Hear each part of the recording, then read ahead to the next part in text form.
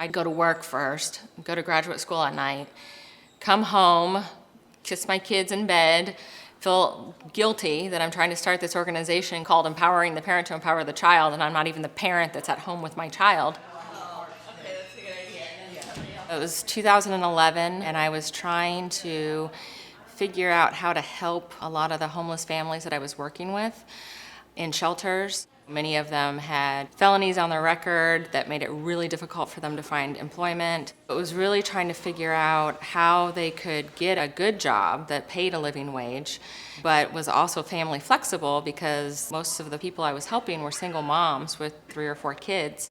I was actually driving home from the shelter one day, trying to figure out, oh my gosh, what is a possible job for these women?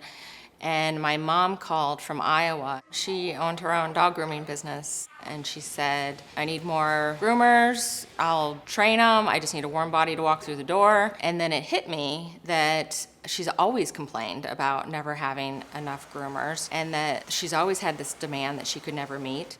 Did my research, found out that there's a huge demand for dog groomers throughout the country. At any given day in Kansas City, there's 28 openings for dog groomers. The average wage is $50,000 a year, and it's one of those jobs that you can flex it around the needs of your family. So we came up with the Grooming Project. Good morning. Morning. How are you? Fine, you? Good. A lot of times, our students are so overwhelmed with life. If I don't know where I'm staying that night, I don't know how I'm going to be able to feed my kids, and then you're trying to make them learn something. I mean, it's so overwhelming. We're not only trying to train them in how to bathe and brush dogs, but getting them stabilized. If they're living in their car, we're trying to get them into a shelter. If they're living in a shelter, we're trying to get them into transitional housing.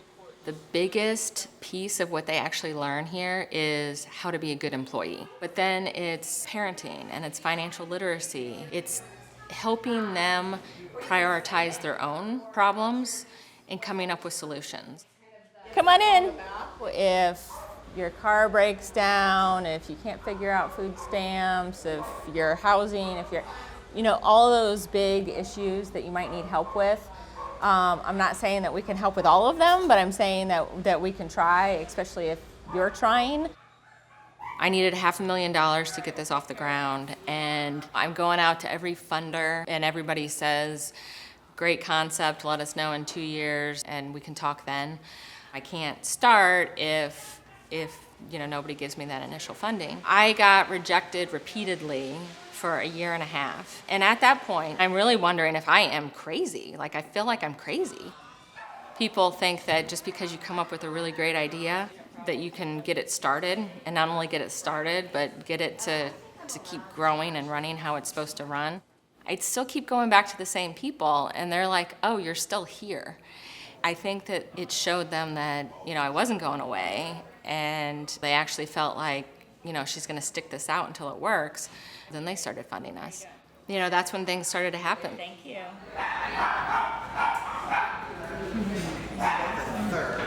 In the beginning, I am the graphic designer. I am the bookkeeper. I am the human resource department. Actually, I spent a lot of time as a social worker, and I'm not a social worker. 8:30. Sounds good. All right. Thank you.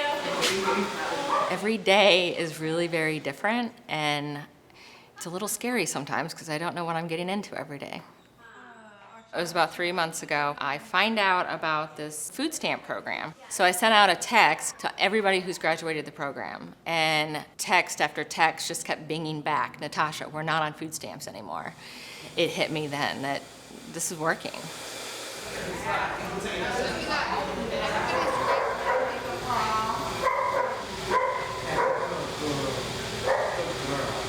We've had 100% job placement. I know that there's a demand.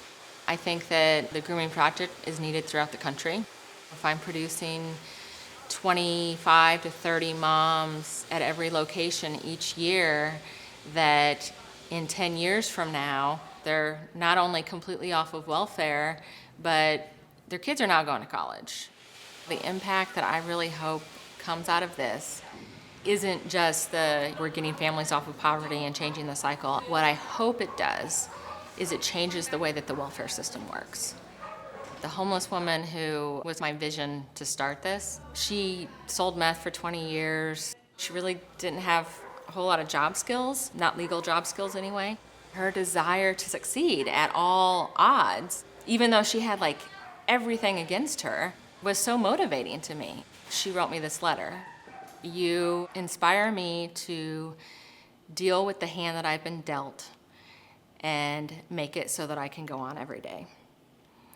And when I worked in the homeless shelters, I realized that a lot of these people were the same age as I was, and nobody's ever stood up for them. The people that succeed here are the toughest women that I've ever met. And you have to be with all the stuff that you have to deal with, and a lot of times on your own. And if you have the attitude to succeed, we will help you get there. Nobody's ever told them that they're worth it, that they're good enough, that they can do it. Nobody's like risen that bar of expectation. And I just feel like that should be something that everybody has.